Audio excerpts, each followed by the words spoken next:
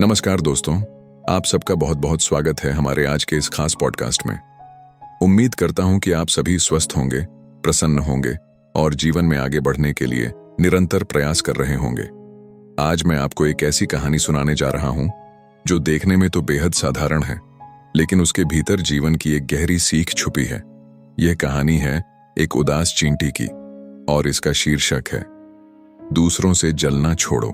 दोस्तों, जीवन में हम अक्सर देखते हैं कि लोग दूसरों की सफलता देखकर खुश होने के बजाय दुखी हो जाते हैं।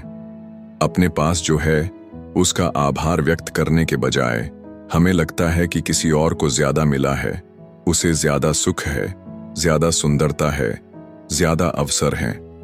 यही भावना धीरे धीरे जलन में बदल जाती है और फिर हमारी शांति छीन लेती है। आज की इस कहानी में हम देखेंगे कि यह जलन कैसे एक चींटी के जीवन को उदास कर देती है और फिर कैसे वह समझ पाती है कि असली सुख तो संतोष में है। लेकिन आगे बढ़ने से पहले अगर आपको हमारी बातें पसंद आती हैं तो कृपया चैनल को लाइक, शेयर और सब्सक्राइब जरूर करें। आपकी छोटी सी क्लिक हमें प्रेरणा देती है कि हम और भी ऐसी कहानियां और जीवन को बदल देने वाली बातें आप तक पहुंचाते रहें। तो चलिए अब शुरू करते हैं कहानी। एक हरे भरे जंगल में एक छोटी सी चींटी रहती थी। मेहनती थी, परिश्रमी थी और हमेशा अपनी टोली के साथ मिलकर काम करती थी। सुबह सुबह निकलती, अपने साथियों के साथ भोजन की तलाश में जाती और शाम तक कुछ न कुछ लेकर अपने घर लौट आती। उसका जीवन साधारण था लेकिन सुरक्षित था। उसके पास अपने परिवार और साथियों का साथ था। लेकिन समस्या तब शुरू हुई जब उसने उसी जंगल में रंग बिरंगे तितलियों को उड़ते देखा। चींटी देखती कि ये तितलियां कितनी सुंदर हैं, कितनी आजाद हैं। वे फूलों पर मंडराती, पराग रस पीती, धूप में नाचती और पंख फैलाकर पूरे जंगल में इधर उधर उड़ती। चींटी सोचने लगी, कितना अच्छा होता अगर मैं भी उड़ सकती। मैं भी फूल से फूल पर जाती, रंग बिरंगी दुनिया देखती। मेरे पंख होते तो मैं भी आसमान छू लेती। लेकिन देखो ना, मैं तो जमीन पर रेंगने वाली एक छोटी सी चींटी हूं। न पंख हैं, न सुंदरता है। मेरी जिंदगी तो बस बोझ उठाने और लाइन में चलने तक सीमित है। धीरे धीरे यह सोच उसके मन में जलन की मुश्किल घड़ी में त्याग और सहयोग से जब भी तितलियों को देखती, खुश होने के बजाय उदास हो जाती। उसे लगता कि ईश्वर ने उसके साथ अन्याय किया है, जिसे भारतीय दूसरों को उसने सदियों से मानती आई है। पंख दिए, स्वतंत्रता दी और उसे केवल परिश्रम और बोझ ही दिया। दोस्तों, यही तो हमारी भी समस्या है। जब हम दूसरों को अपनी तुलना में अधिक खुश देखते हैं तो हमें लगता है कि शायद हमसे जीवन ने धोखा किया है। लेकिन सच्चाई कुछ और होती है, जिसे समझने में अक्सर देर हो जाती है। खैर, चींटी का यह दुख बढ़ता गया। उसने काम करना कम कर दिया। टोली के साथियों ने उसे समझाया, बहन, मेहनत करो, जीवन चलाना है। लेकिन चींटी अब काम में मन नहीं लगाती। वह बस बैठकर तितलियों को उड़ते देखती और सोचती कि उसकी किस्मत खराब है। और दोस्तों, यही जलन धीरे धीरे इंसान और जानवर दोनों को खोखला कर देती है। अब कहानी में मोड़ आया। एक दिन चींटी ने देखा कि एक तितली फूल पर बैठी हुई है। तभी तेज हवा का झोंका आया और उस तितली को जमीन पर गिरा दिया।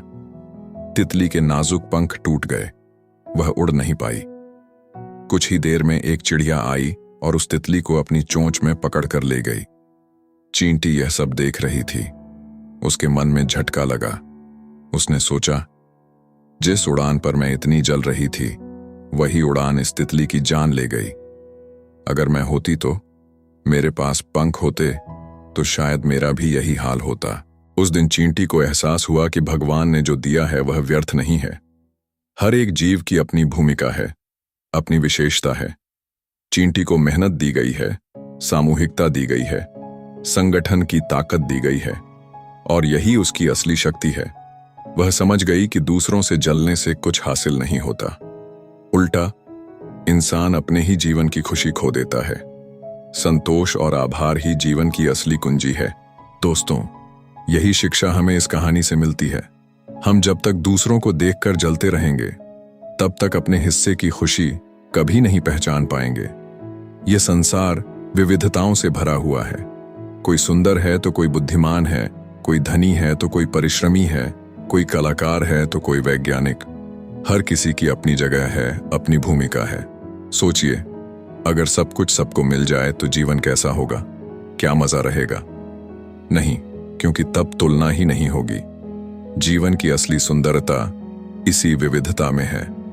इसीलिए दोस्तों, हमें हमेशा अपने हिस्से को स्वीकार करना चाहिए। जो मिला है उसका आभार मानना चाहिए, मेहनत करनी चाहिए, क्योंकि मेहनत से ही हम अपनी किस्मत बदल सकते हैं। और हाँ, अगर आपको यह कहानी सुनने में अच्छी लग रही है तो चैनल को लाइक, राधा और रुक्मिणी का रहस्य यही है कि दोनों मिलकर आपकी सहभागिता हमें और उत्साह देती है। राधा आत्मा की पुकार जो जलन काम प्रेम ये केवल दूसरों की सफलता देखकर नहीं आती, धर्म और वैवाहिक छोटी बातों से भी हमारे अंदर पनप जाती है। अगर हम इसे अपने जीवन में उतारें, किसी का घर बड़ा, हमें यह सीख किसी की गाड़ी नहीं हो कि प्रेम, किसी का बच्चा पढ़ाई में अच्छा हो, किसी को नौकरी में पदोन्नति मिल जाए, और हम सोचने लगते हैं कि क्यों नहीं हमें यह परिवार से जोड़ता है। यह सोच धीरे धीरे मन को अशांत बनाता है और इंसान अपने ही सुख से दूर हो जाता है। कहानी की चींटी ने भी यह समझ लिया था। उसने अपने हिस्से का जीवन जीना शुरू कर दिया। फिर उसने देखा कि उसकी टोली उसके बिना अधूरी है। वह भोजन ढोती है, मार्ग दिखाती है, अनुशासन सिखाती है, और तभी उसने पाया कि उसकी अहमियत तितलियों से कहीं अधिक है। दोस्तों, असली आनंद तब है जब हम अपनी भूमिका को स्वीकार करते हैं, जलन छोड़ते हैं और प्रेरणा लेते हैं। जब हम दूसरों को देखकर जलते हैं तो उनकी खुशी भी छीन लेते हैं और अपनी भी, लेकिन जब हम प्रेरणा लेते हैं तो दोनों का लाभ होता है। यही वजह है कि हमें हमेशा अपने मन से यह कहना चाहिए, दूसरों से जलना छोड़ो, क्योंकि जलन से न तुम्हें कुछ मिलेगा और न ही तुम्हारी तकलीफें कम होंगी। दोस्तों, अंत में बस यही कहना चाहूंगा कि जीवन में जो मिला है उसी में संतोष पाना सीखो।